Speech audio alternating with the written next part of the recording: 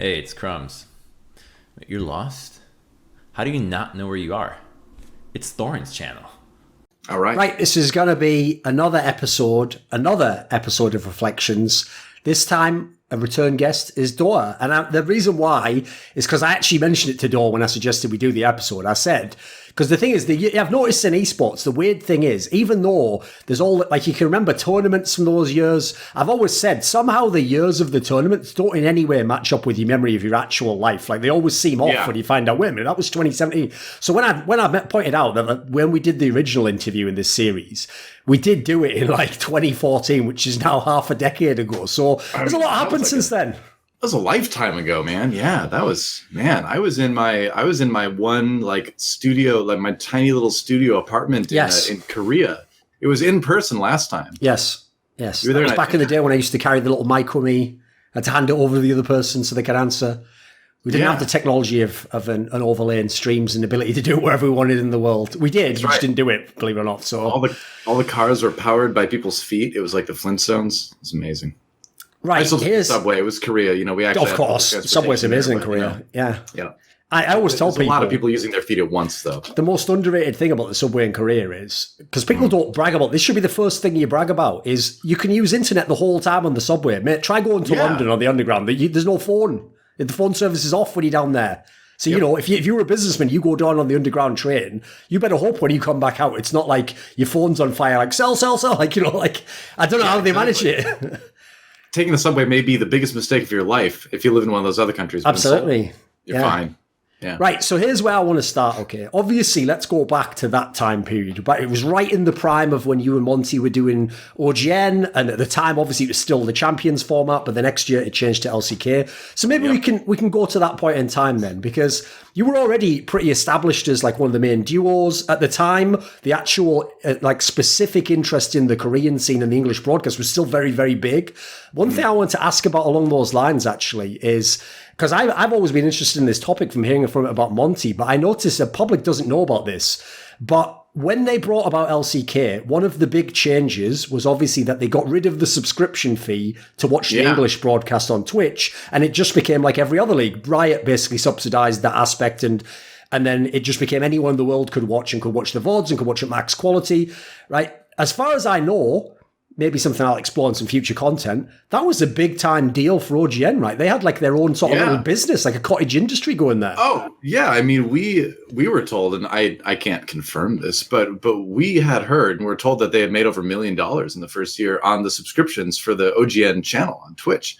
And like either way, they're making a lot of money with that. And I think what Riot and other devs at the time failed to really realize is that sure, they can do all their streams for free because they're the game dev. They're doing it for marketing kind of thing. OGN is making an entertainment product, and they need to support that product. They need to pay the salaries of all the production people in the studio. You know, Monte and I, they have to make the money to give out for prize pools and things like that. So that subscription fee was supporting the broadcast. So when that gets kicked out from under you, you know, that's kind of a financial burden then that OGN had to kind of deal with and is still dealing with. So that was kind of a negative thing that happened then. Obviously, it was going really well, yeah. Yeah. This ties in perfectly as well.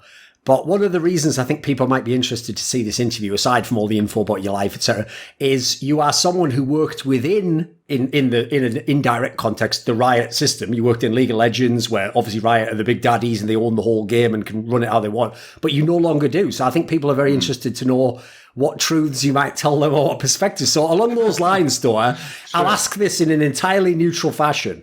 When they changed from OGN Champions to LCK, so they went from a tournament, kind of like the old StarCraft days, to a league, funnily enough, also kind of like Pro League, if you look at the way it was structured, the team leagues they used to have in StarCraft. What did you think of that? Were you in favour of it? Did you like LCK? How do you contrast it against the Champions format? It was a massively bad decision that had very negative repercussions on both the broadcast and the Korean esports scene. And let me break that down a little bit more. So first of all, their reasoning for breaking up the broadcast to promote competition is absolute BS, in my opinion. And there's lots of reasons for that. Some are out there, some are not out there yet. But it is total crap that there needed to be any competition at all in that situation. OGN was doing a fine job with the broadcast. And so the idea to come in and take an already successful product and split it up and give half of the most successful esports league in Korea at the time, to a completely unproven esports broadcaster. Sure, they had experience with traditional sports. They're a big traditional sports broadcaster, but unproven as far as esports goes, as far as streaming goes, it was so nonsensical. It made no sense. It makes your only solid partner, OGN, angry. It confuses the fans because now they have two platforms that they need to pick between. It's hard to tell what matches are on what platform and all that kind of stuff. Obviously it's financially not as good because then OGN has less revenue coming in from advertisements on the television side for them as well. And you've got these wildly different production values too. OGN very good. SPO TV, while they became much better later, were initially very, very bad. Huge long pauses and all that.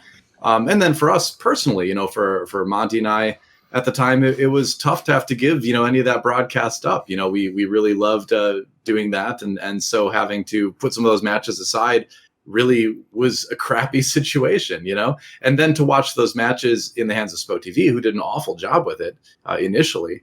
And for pretty much the whole time I was there, was really, really frustrating. So yeah, if I'm going to be honest, that was a terrible, seemingly nonsensical decision. And it was nothing but negative, and I have zero positive things about the decision to do that. And then they took the Champions logo and they flipped the star upside down. They turned the eagle the other direction, and that was their LCK logo. And they, supposedly came up with it themselves. What a brilliant idea! Like, I don't know. Can you tell? I've got some strong feelings about that situation. Yeah. Well, I mean, logically, in the first part, when we talk about like some of these aspects, there's going to be some criticism, I've no doubt, or saying things you just couldn't say at the time. So in line with that, obviously being friends with Monte for so many years, I knew long before his final exit from League of Legends, it's like I always describe it like this. When I first met him, if there was any contention between him and Riot, it was very, very small. It was like a tiny little seed, and it was maybe he didn't like a person or a tone, but it felt like every year there would be these small incidents that would just grow and add, and eventually, by the end, even before he told me, I've got this deal with Blizzard to go to Overwatch, I kind of could already see, well, dude, where's this train headed? It's going off a cliff at this point in time. It can't continue. When some of these things happened, like you're saying, like the transition to the LCK format, so when they literally basically told you you're going to share half the broadcast, and obviously you aren't hired by Sport TV, so you're only doing half the broadcast yourself. Could you already kind of see the writing on the wall of maybe I'm going to get squeezed out here, or my role's going to be limited? Well, it was just disappointing, because neither of us wanted to do less League of Legends. I think Monte and I both, and I think I can speak for him when I say we both love League of Legends. We love that game. We think it's great, and we loved casting it. And so to have to deal with the Riot side of things was really frustrating because we didn't want to deal with that. We wanted to just cast the game and entertain people. Neither of us ever wanted to be involved in having to, deal with any of this extra outside the broadcast stuff that was caused by them. And so, I don't know. It was just really frustrating. So you combine that with then, I remember the BlizzCon that Overwatch was announced, and just seeing the trailer, seeing the gameplay trailer and the cinematic trailer, and just messaging Monte and being like, this is our game. This is going to be our next game. Whatever we need to do, we need to work towards doing this game because it gets us back a little bit more with Blizzard. I was still doing Hearthstone at the time, so I had only briefly, there was maybe 1.5 years, maybe 2 years where I didn't do any Blizzard games, where it was only League. Other than that, it wasn't a very long time between StarCraft 2 and Hearthstone. So then I was still doing Hearthstone at the time. But I think both of us just enjoyed working with Blizzard more, and Overwatch just looked like such a great game.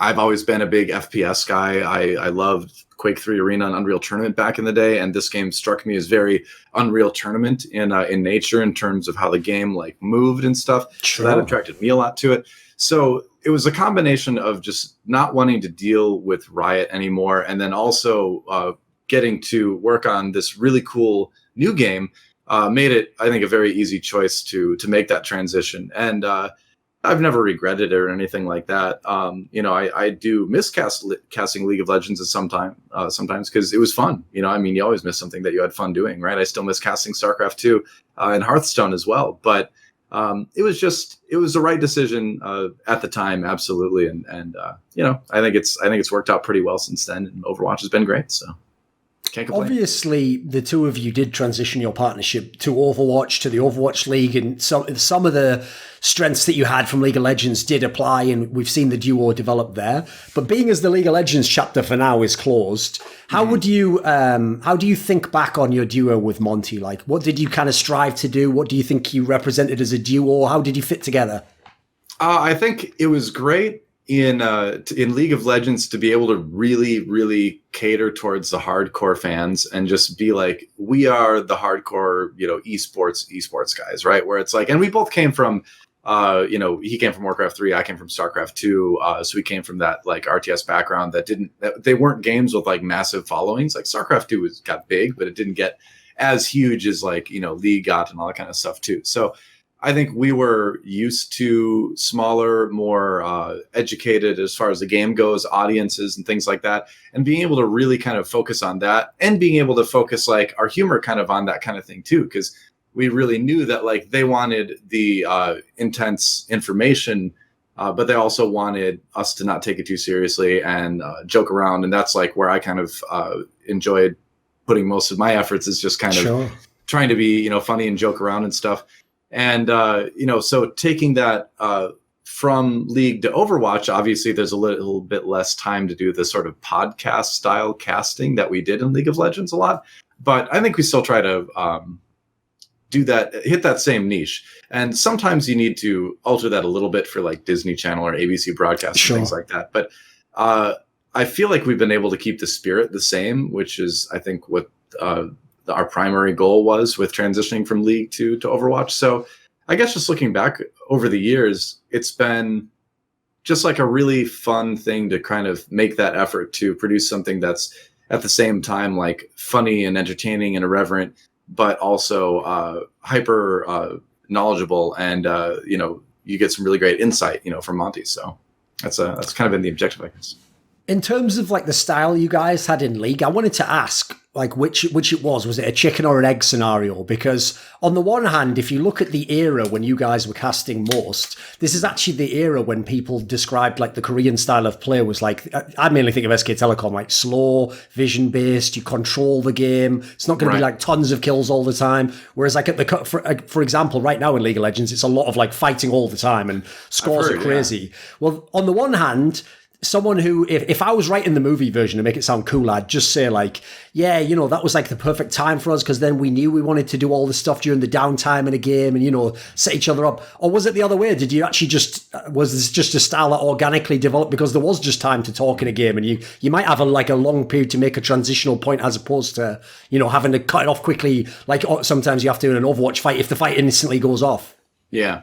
Well, I think part of it was that, like, at the end of the day, Monte and I just like chatting. We've always just like chatting with each other and like talking about different topics. And we have very different likes and very different attitudes towards things. So it's always led to interesting conversations because a lot of times there's a lot of stuff we both like and both agree on, but there's a lot of stuff that we don't agree on too. And so, I think we just like kind of riffing and chatting with each other. And so we did a lot of that in StarCraft 2. Where, we didn't want to leave the game aside. We wanted the focus to still obviously be on the game and the players and the excitement there. But we really enjoyed using that downtime to just kind of like continue doing what we did outside of the game anyway, which is kind of chat and talk about things and talk about things that might be relevant to the people that are watching as far as like general gaming and stuff like that goes. So I think as far as the planning goes, there wasn't really any planning that went into jokes to a great degree, that kind of stuff. Like once in a while during a break or like we'd be having lunch before a broadcast and one of us would say something funny and the other be like, oh, you should use that on the cast. It's really funny. But aside from that, there really wasn't any planning that went into it. And I think just the nature of both StarCraft and League of Legends, we just sort of naturally gravitated to that style that we did. And obviously casters like Tastosis were influential on that. I think for both of us, definitely for me. Yeah. We can't obviously like take credit for inventing that style of casting, but I'd like to think, we kind of put our own spin on it. Did it mean anything to you as someone coming in from the StarCraft world, where I always tell people this, unless you've worked in a game where Koreans were the best, like StarCraft, League of Legends, Overwatch, like the people I know from CS, for example, some of them, even like a year into when I lived in Korea, would still go, so why do you live there again? It's like, mate, it's like the Mecca if you follow these games. Like, this is the spot you want to be. You know, mate, to a certain type of nerd, Korea is just like, it's like the Mecca of esports, you know. So did it mean something to you on a personal level that you kind of got to the top of the Korean esports casting hierarchy, as it were? I mean, that would have seemed impossible in the days when there only was Tatostas initially, you know, and there was almost no one else out there. It was just a handful of people.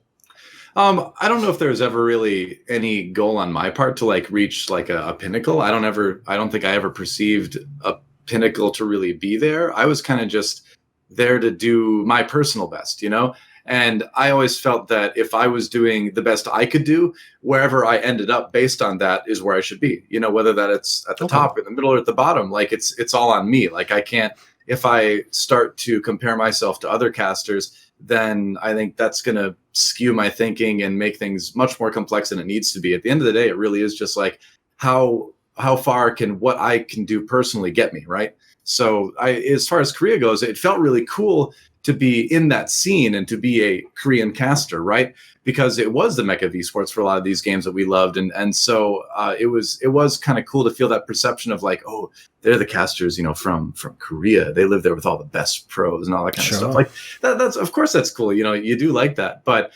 no, as far as like a pinnacle of casting goes, I never really have ever seen casting as a competition with anybody but myself, honestly. Like I feel like it's all on me, and you know, I want everybody to. It sounds very kumbaya and very cliche, but like I think the industry does best when we have a lot of really great options and a lot of great casters. So I think the more great casters we have that people like, the better. And I'm glad people liked me as much as they did back then. I'm happy people like me, you know, the way they do now. And I've been at the very top and I've been at the very bottom. You know, when I came to Korea to begin with, people hated me because nobody knew who I was. Sure.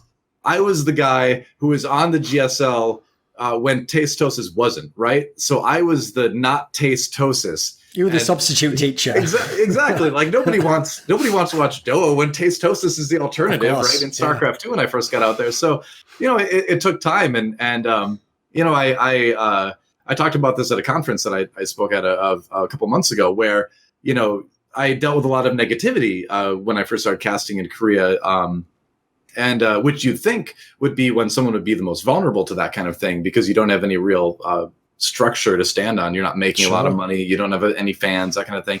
But, you know, I saw that stuff and I'm like, I'm still in Korea casting. So I guess I win in the end, right? So I didn't care what negativity people had towards me, and I never really have because, you know, at the end of the day, I'm still getting to do this and I love this. So, you know, as long as I feel like I'm doing the best, then however people perceive that, that's up to them. I can't control it and I can't let it affect me. You told an interesting story on Twitter a few months back where it was actually, I can't remember the timing of what incident spurred this. It was one of the many chats that people have where people start talking about Riot. And I know the one you're talking about. In this tweet chain, you basically told this story where one of your dealings with Riot, which sounds very weird from the outside, was that they basically straight up told you to your face, sort of like, we don't want to use you for big international events such as like MSI, Worlds, etc. We see you as more someone, the gist of it was more like you're kind of like the novelty act for the All-Star game or something. Was it something along these lines? Am I being fair to it? You know, it was a funny situation. I was really mad at the time. Because I felt insulted by it because I put a lot of work into my casting and you know, and I know the individuals that I was speaking to at Riot were I know one of them in particular just never liked my casting. I don't know why. I didn't have anything against this individual. I had never, you know, really interacted with him that much. And I just, for whatever reason, I know he never liked my casting. And so I was on a Skype call with these two people from Riot. I don't think I should say the names. Yeah, but, sure.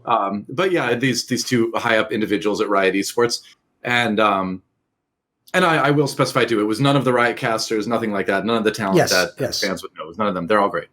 But so these two individuals basically said that the exact words were, we don't believe you bring the gravity necessary to serious matches. And that tilted me off the face of the planet, because that clearly, and it wasn't so much that they were questioning my ability to cast, but it was that they were making this empirical statement while at the same time clearly have barely ever watched anything I've ever done. Because and I said that right away, I'm like, well, I beg to differ. I think if you look at any of my playoff matches, any of that kind of stuff, when it's a serious match, I do consciously put. I mean, in the timeline, this is after you've already done many of the OGN finals, for example, that are very serious casts. Yeah, of course. This was after the Faker What Was That moment and all that kind of stuff. So we had done a bunch of big serious finals, and so I knew that I put extra special care and attention into treating the big matches that should be treated seriously in a serious way. And so to have them be so ignorant about my casting and then make this big decision about my career, especially because earlier the year at MSI, I was told over and over again, and then throughout the year, that I would be doing Worlds that year. So I was kind of expecting it too, that because I had been told by these same individuals, oh, well, when we have you up for Worlds, et cetera, that kind of thing, So I naturally assumed, oh, okay. So then, when they said that, that was disappointing. And then he went on to say, but we can bring you out to All-Stars. And I quote, he said, where the best players in the world come to compete against. He gave me the whole advertising. And I'm like, what? And I just said, you do realize I cast the best players in the world every week, right? Like, I'm the guy who casts them. Like, none of the other people in like a NA and EU at the time, things are different now, but at the time, NA and EU did not have the best players in the world. There were a few maybe individual players that were close, but as far as teams go, no, barely anyone touched Korea at the time. So then I was just like, all right, I'm like, no, sorry, I'm not interested in All-Stars. I do, if you can find examples to show me where I wasn't taking a match seriously, I'd be happy to see it. And I asked him, I said, do you have any examples of this kind of thing? And he said, this KT match from earlier in the week, I felt like, and I knew specifically that match that I put all the jokes and stuff aside because it was a very serious match. So then I knew he was completely full of it. And I was like, all right, no thanks for All-Stars. Nice talking to you. Bye. And then, then I made a tweet that I wasn't going to be at Worlds. And thankfully the fans came out to support me. And they had to, a few weeks later, they called me up and had to invite me. So it was, I didn't want to use fans as leverage like that. I just kind of made the tweet because I was disappointed and I wanted people to know, because I think a lot of people are expecting me to be there. And I'll never stop being thankful to the fans for coming out and supporting me and swaying that influence, I think. I think that also kind of touches on a wider topic that I'm sure goes beyond just Riot in terms of how generally people perceived you, which I can kind of relate to because I feel like I have a similar thing happens to me, which is because the big pop-off moments that were probably my best moments on camera in CSGO were the moments where I was like bantering someone or making some outrageous joke, people would always act as though like that's all I did all the time. And as though if you put me on like the final of a major, I'd be making crazy like wisecracks and stuff. And I even went myself, I even thought, am I being crazy? So I went and looked at some of my games and I would see that, like the joke part might be like 30 seconds in a 5-minute segment, but it's just that was the memorable part. But the problem with it is obviously, while it's nice to get like, plaudits for something you do well, you sometimes feel like, well, I'm doing another side to it. Because like, kind of like what you said before, I had a formula where basically when it got to the really big match and the really serious match, of course, that's just all like professionalism. You try to do the best job, because I was even thinking then, this is the match someone might watch, in 10 years or something. So I want this to be like a real legit one. But the difference is, when it's a game where the game isn't very good and it's not even very entertaining, that's where I think my logic is I'll make up the slack there. I'll try and like add a bit of spice in, But do you ever feel that way? Because I'm sure if I asked fans now, a lot of them would mention the great jokes, the funny, maybe they'd mention that famous Dota 2 cast you did. But do you ever wonder if people kind of typecast you a bit? Oh yeah, for sure. And I, at the end of the day, I feel like I have no one to blame but myself for that, right? Where, it is kind of a symptom of doing something memorable. And I guess I should be happy that I've done memorable things, in my career. But it does happen where it's like, you're the silly guy and people don't remember when I was an SC2 analyst and I had like documents I put out with like dozens and dozens of build orders for each race timed up to the second. And I was very intricate with that back in StarCraft 2, or when I was on a pro Hearthstone team in Korea for a while and competed in team leagues over there and was a Hearthstone caster, which you do need to be genuinely very good at the game to cast, I think. And I think I was very good at the game at the time. I invented Freeze Mage, which went on to be one of the major archetypes early on in Hearthstone. And much to my regret, because that deck sucks to play against. So I feel bad about that one. But people do tend to, I think, kind of typecast you, for your biggest moments. And so, I guess maybe I'm the silly caster, but that's okay. I'm happy to be silly. So, sometimes it does get in the way, but I think overall, I think it's just better to be known for something, right? Since as you referenced, the Faker versus Ryu Z1v1 outplay from the summer finals of 2013 is such an iconic moment in League, period, I would say it's probably to this day collectively like the one that everyone remembers the most. Everyone's seen it at this point in time. It gets memed and referenced in all sorts of side aspects, right? In the game now, too. Yeah, exactly. Yeah, that was actually what sparked the tweet. I remember was Monte right. Monte's joke was like, why did you put it in the game if it didn't have the gravity to be, part of a serious game? It's like in the end, there was sort of a karmic revenge in some ways there. Yeah. So no, the aspect I was going to say though is I know from talking to my friends who are big commentators in other games, particularly CSGO, because I always ask them, like when you have the iconic moments that come up, obviously you can never know that it's about to happen. You have to I know Anders in CSGO, he tells me basically that you have to sort of just gamble. It's like you have to do it as if it's going to happen, and if it doesn't, you're going to look like an idiot and it falls flat halfway and it's like, oh well, actually no, you just died very quickly there. But you have to kind of go for it on the off chance that if it does happen, like an amazing clip, like you've been from the moment it starts, you've got the right oomph to it, you're not suddenly go from 0 to 60 and nothing. So do you have a kind of a theory as to how you get those moments or how you take advantage of them when they come along? I think when you look at those moments, you look at the potential of the moment, and if the potential of the moment excites me, I will get excited, and that's kind of something that's always been part of my casting is I will be as excited as I feel at the time. And if I'm not excited, I'm not going to be, excited.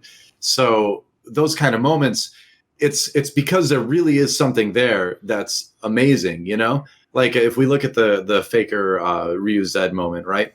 Where, Faker went into that with like a third health or something like that, and Ryu's got full health. And yeah, Faker, had more levels, had more items at the time, which is, part of what helped him win that duel. But just the fact that it was at the end of this big climactic game, and then you got a duel between these two superstar mid laners, right? And so the hype was there from the beginning. And so when that duel started, it doesn't matter what the result of the game is going to be. That's a sick duel. Seeing those two guys go at it, nobody around to oppose them, nobody around to get involved and make it a dishonorable duel, right? It's a pure 1v1. And it starts with, the best player in the league at the time being, down to a third of his health, right? So, of course, that's a moment where you're going to be like super excited. And if Faker had died, he would have died. And then you'd be like, wow, Ryu gets a little bit of revenge there, but he didn't. And so then then your brain just goes crazy, right? Like my brain exploded during that play. It was so cool. So yeah, I think Anders would tell you the same thing, where it's like, you kind of feel the potential in the moment, and the excitement that you feel is what causes you to kind of like go to that level, because it could be one of those incredible all-time moments in esports. And if it is, you want to make sure you're helping to convey that for the fans, In line with what we were talking about earlier, where they initially at Riot weren't interested in using you for MSI or Worlds. So obviously in the end, you did get to do a number of these tournaments and got to be part of the international scene, not just over in Korea. Was it significant to do things like the World Championship? Like, for example, I know it often feels like whoever does the Korean broadcast, it's way less likely they will get the sort of the invite, the call up, as it were. To be fair, a lot of them are freelancers, obviously, to this day, whereas, the Riot casters are employees. I get there's kind of a balance there. But what makes sense. Is it kind of like is it something that you think if you are the best casters, it's kind of like, do you almost earn it? What did you think about doing those events? It is kind of a cool badge to be able to do one of those. That's how I felt about it at the time. And the thing that I liked the most about it was that I got to see a lot of different styles and a lot of different teams and players I didn't normally get to see and cast that. It's just such a fresh kind of dynamic, because as great as Korea is, it is fun to see a little bit more of the insanity at the time of NA and EU, and China especially. China was crazy aggressive back then. So, where Korea was very slow and macro focus, right? So you did get slower games. So it was fun to go and cast some of the more exciting ones. At the same time, it was really fun to see all these places. I really love traveling. So one of my favorite things about that was just getting to go and see all these different places in the world that I hadn't been before. So World 2015 was great. I got to see Berlin, Paris, and London for the first time. And so that was awesome. And getting to meet all the fans there. I was at Notre Dame with Pura and Pastry Time. And one of the security guards stopped us, and I was like, what do we do? And he just wanted a picture with us because he was a League of Legends fan. Okay. So like that kind of stuff is just, really fun. So for the sake of that, I was really happy to get to go and do that. And, you touched on it earlier where, a lot of the reason that Riot wouldn't bring the Korean casters out is because, we are freelance and the other ones are employees. So there's an element of cost involved there that Riot wouldn't want to incur. And I don't fault them for that at all. I totally get that. And sure. I think that's something I think that the fans actually miss sometimes, is that there was actually a good reason for Riot to not bring us out there, aside from they don't like us, right? There was some validity to that as well sometimes. But not everything. But there was some validity to that as well. But for the most part, yeah, I'm just really happy I had the opportunity to go there and see the places, meet the people, cast different games than I usually cast. One of the moments that kind of foreshadowed the eventual departure from League of Legends, going into another game, was obviously this moment where you, Monte, and Papa Smithy all publicly came out and basically said, like, we've declined Riot's offer. I think it was for MSI. And, the reasons why are we've looked around the industry, we've investigated what the industry standard rates are. We don't feel as though they're offering like appropriate rates for the game. And so basically we're going to make a public stand that we're not just going to turn it down. We're going to sort of let people know why we're doing this. Now, that might sound, if you're just an average fan, like, yeah, that's what you should do. That's a great move. Like in a movie, that's a great scene. That's like the guy's like standing up for what he believes in. What people don't know is if you work in this industry, and especially in League of Legends, people basically behind the scenes will almost always advise you, don't speak out against Riot. Don't say things like that could jeopardize your career. The phrase burning bridges will be thrown around a lot. When this move actually took place, like, listen, I could totally see this. This is in line with Monte's personality. He would do this in many scenarios. But you and Papa Smithy, you're thought of as more the sensible boys, or they're not quite as abrasive characters. So was it a big moment to do this? Did you worry about what the implications could be for your career? Not really, honestly, because we knew that our jobs were secured.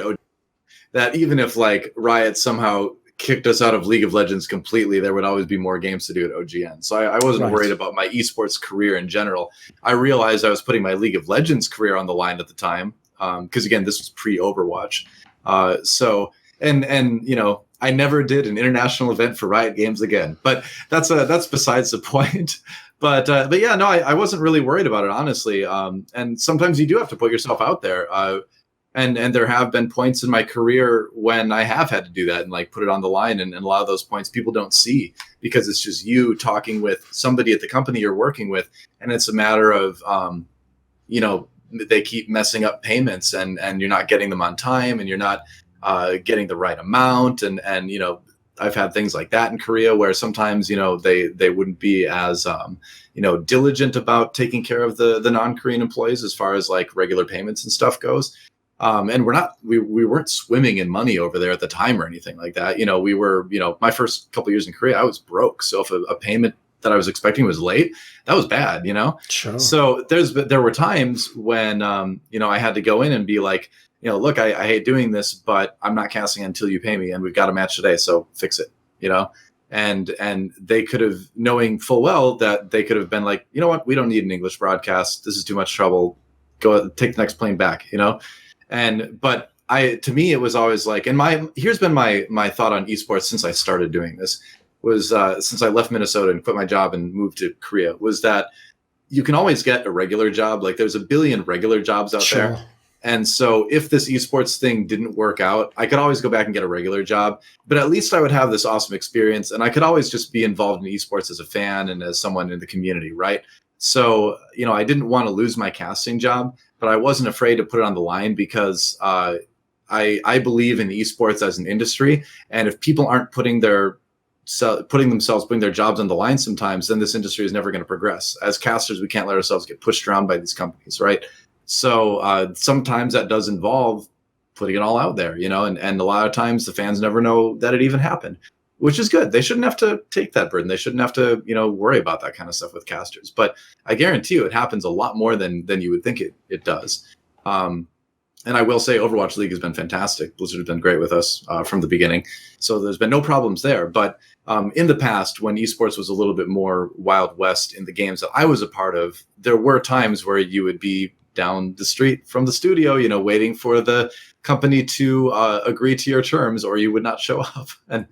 And so when it came to Riot with that, when we knew what the Riot casters were being paid, and we knew what OGN casters were being paid, and other people in other games were being paid, it just didn't make sense to keep acquiescing to what they wanted to give us, because it felt like a regression in the industry. I believe that was a time as well where they were trying to pay us less than the year before too. Right. So it wasn't that they wouldn't pay us more to bring us up to the industry rates. They were actually going to pay us less, and they were trying to tell us that those other people in the industry in the other games were being paid too much. Like, casters really shouldn't make that much, and we're thinking, well, you need to make a livable wage. This can't be like a part-time thing if you want to make a career out of it. So, there really wasn't much of a question there to go along with it or not. And credit to Monte, who, like most times does all the work and went out and talked to everybody and got all those numbers from casters in different games and had all the evidence. And so it made it very easy to get on board and take that risk. And like I said, I don't feel like it was personally as much of a risk as it would have been early in my career, but it was just one of those things where it's like the industry is never going to go anywhere if people don't take a stand once in a while, right? As you alluded to there, one of the things that a fan I don't think even could have guessed is if they'd have heard, one person works on the English broadcast for the Korean league, which obviously isn't like the most viewed league in the world or anything, and they're a freelancer, and they work over there. And then the other person is a full-time employee, has the Riot tag, and they do the LCS. People would think that the order of the industry would be the latter would be the way better job that pays way more, brings all the benefits, and the other one's the guy who's struggling. But as you alluded to there, at the time that you guys made this stand, to my knowledge, people like you and Monte had much better contracts than the guys who were at Riot, and you were much, much freer in what you could do. You weren't limited in terms of creating content and stuff. So from your experience, your knowledge, did the stand that you took there, even though you didn't get hired to international events afterwards, did it have a knock-on effect on the direct industry of League of Legends in terms of casting? I believe it did. From what I heard afterwards, the pay for the League of Legends casters for the Riot employees did increase after that. Which I'm glad to hear, even though I never did, international League of Legends event, I'm glad that what we did had a positive impact for other casters, and I'm sure there were some within Riot that were pushing for it themselves as well, and they deserve some credit too. But yeah, I think it was definitely something that, as far as I know, from what I've heard, had a positive impact for them. One thing I want to ask you, because I've noticed you don't ever get to get asked this question, but you've also never presented the problem, which is every other caster I know, Monte, Tasteless, loads of them, all have periods of time where they get voice problems, and they basically get told, the old joke is the doctor always tells you, just take 2 months off. It's like, mate, with my job, that's the one thing I can't do is like, I've got to cast on Monday, I could take maybe Sunday off or something. And basically, as a result, people like Monte have just had to tell me stuff like, we can't do an extra show or something. I have to rest my voice. Have you ever had any issues with this? I mean, it's not like you're a guy who's very soft spoken during the cast. You put your energy in it. Sure. Have you ever had any problems with your voice or keeping it in shape? Yeah. And I've, I'll say I did come into casting with a little bit of an advantage, I think, over a lot of other people, in that I was raised where my grandfather was in radio and my dad's a pastor. So both professions that involve a lot of speaking. And my mom's she has a degree in music, a lot of singing. So I was raised, singing in choirs. I was taught about like projecting and stuff like that early on. So I kind of came into it with an edge where I already had the basics of how to take care of my voice down, where I think a lot of other casters didn't have that. And so that made it a bit easier. That said, there was a time in 2013 when Monte and I were casting both StarCraft 2 and League of Legends at the same time, sometimes in the same day. And I strained my voice to the point where I tore the inside of my throat open on this side. Yes. And I had to take a couple weeks off for that. And to this day, if I do a really exciting match and I really go hype and stuff like that, I do feel like pain in here. Because I think there must be like scar tissue or something. I don't know. I've never actually had it looked at since then. But basically, like the inside of my throat got torn open and then infected. And so I was like sick with this infection, and I had like that in my throat. And the doctor was like, maybe you shouldn't cast anymore in Korea. And I was like, no, I'm not. That's not going to happen, man. Like, just give me some medicine and tell me how long I need to take it easy. So I think I took off like 2 weeks or something like that. I don't even remember how much it was, as little as possible, I guess, before I got back in there. But and since then, I have tried to be a little bit more careful with the voice. And after that, Monte and I talked to OGN and said, look, we need limits on days and hours in a day and stuff like that for casting, because this just can't happen. We're killing ourselves here. We need more casters out here for OGN. And to OGN's credit, they restructured our contracts and they brought more people out, and it became more manageable at the time. But yeah, I've never truly lost my voice to the point where I just couldn't speak. But that was a scary moment, though. Like that was you better be more careful with this, or you really will get into a situation where you can't cast anymore. So I've tried to be very diligent about protecting it since then. And after like a big match, obviously your voice is like so scratchy the next day, and like you're coughing up stuff and you're like, oh man, I feel terrible. But hot tea and honey is your friend. And if you drink a good amount of that and project well, then you can go a long time. Hopefully. We'll see. I'm trying. Sure. One of the things I've always myself found impressive when I've been to Korea for esports events is when you go to the big finals, whether that was back in the day with the StarCraft finals, obviously in League of Legends, there were some epic finals, and you see the crowd that they always manage to assemble. Like usually the magic number's around like 10,000. I notice is what they try to go for if it's going to be a popular one, because you don't want to go too big and have half the place empty, but you don't want to have too little tickets for people to go. And I have to say, first of all, it's really taught me, like I think I'm way quicker than other people in esports, where when I see a picture of a different event, I can tell instantly if they're lying, if they say they have like 12,000 people just on the picture alone. Because I know what 10,000 people look like when they're in a warehouse on all those plastic seats. It's a pretty startling sight. So bearing in mind the atmosphere for those events, I'm not quite sure how, so I'm going to ask you, but how is it different from the Western events, or what was special about those? Because I always got that feeling of almost like, I always tell people, when you have a really epic esports event, there's almost like a reverence. You feel like something epic's going to happen, like, oh, this is amazing, even though in this case, you are all just sat in a big warehouse in Korea on plastic chairs. So what were the events like in that sense? I mean, it was great. Like I'll never forget like the one of the early 2012, I believe it was, finals where we had like 11,000 people in this place called Kintex, which was in a little bit outside of Seoul, slightly outside of Seoul. And the crowd was this was 2013. It's the one I came to, wasn't it? Wasn't it the one that Blaze lost to MVP Ozone?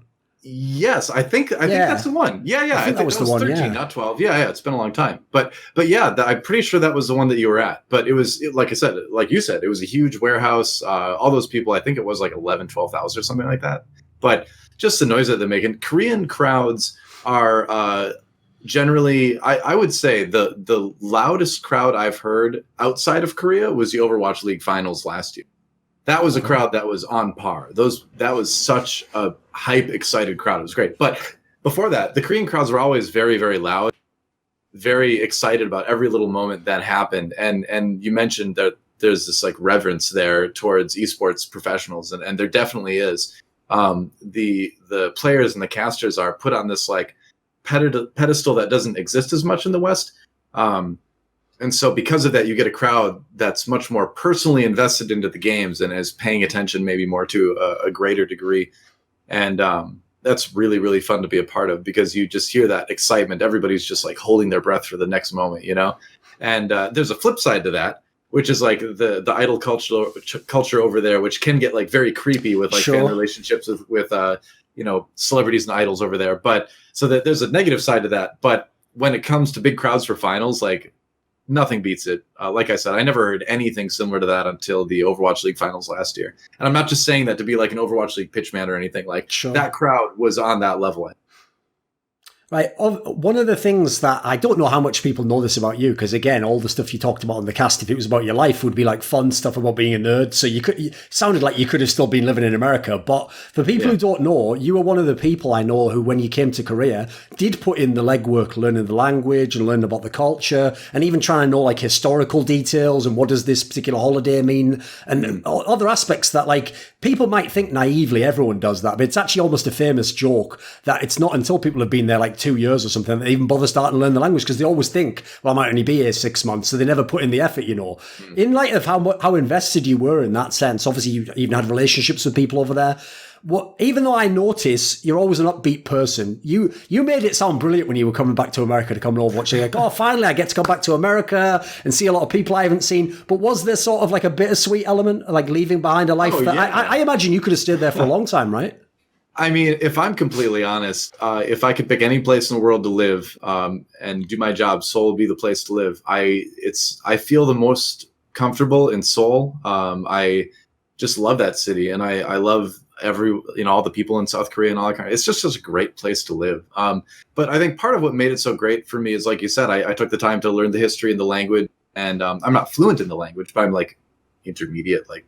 I'm above conversational, slightly below true intermediate. I think I'm working on it. But for me, that felt easy because I've always been interested in history. I've always been interested in languages. And so when I was going there, I was really excited that this was part of what I was going to be able to do, is like experience another culture and learn about its history and learn the language and do that. So I always enjoyed that kind of thing. But then you'd run into like English teachers that have been there for like 8 years and they can't speak Korean at all. And I'm like, dude, what are you doing with your life? It's sad. But so, yeah. And I mean, I was excited to move back to the US because there's a lot of things that are easier here than it was in Korea. Obviously, there's just day-to-day stuff is much easier when you are fluent in the language. I did kind of enjoy the challenge of the language barrier from time to time, but there's other times where you want to be able to get like your heat fixed in winter. I guess that doesn't apply in California, but like in Korea, you want to be able to get something fixed. And it's just like, I don't know the word for like this part of the radiator or something. So I'm like, I'm going to be cold for hours. Right.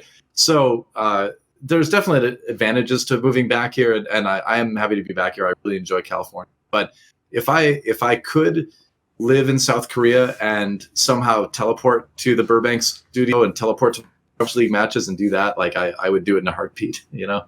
So it was just a really great place to live. Yeah, I've always said, and I still think this at this point in my life, that I'd be happy retiring there someday, you know. This video was kindly supported by Alexander Rao, Dean Tanglis, Emanuel Särnbratt, JDubs, Nate DoG, the Puyolup Tribe, Tobias Bernasconi, Zinged, and a special thanks always goes out to Jerky's Minion. Do you want to suggest a topic or a guest for my shows? Maybe ask a question in my monthly video AMA? Do you want teasers? Who are the guests on my next content? Maybe you want to take part in one of those donated discussions with me where we go really deep into the weeds. Well, if so, put your money where your mouth is and join the Scrilluminati today in the description box link below.